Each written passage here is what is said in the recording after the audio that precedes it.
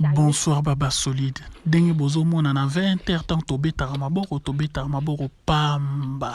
Bonsoir madame, yebaka oza zoba, oza nyama, oza tofi.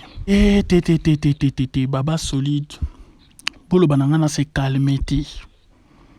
Ale misingai. Naganga trop, na pekisa trop, na lobape mingi.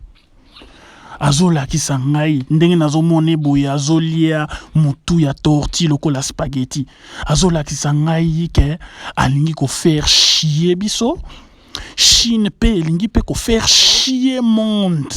C'est ça, parce que ndenge aza boye azola ki sabiso vis-à-vis phare à phare azola ki sabiso ke aza na rien à foutre ya confinement que pour na yeko tikala na ndako ndenge tozo tikala boye tozo raté classe tozo raté misala tozo raté ba mariage tozo raté ba barbecue et zolo banaye rien. Donc pour na ye eza bien tozala na ndako totalaka ye na gourmandise na ye ya buzoba et puis ye baka koza faux chéri oza faux meuf bako balo jamais. Parce que na yebi koza célibataire, jamais mobali a sokola 3 fois par jour a parfait za na kara vrai a kocha yo dot a ko peso dot.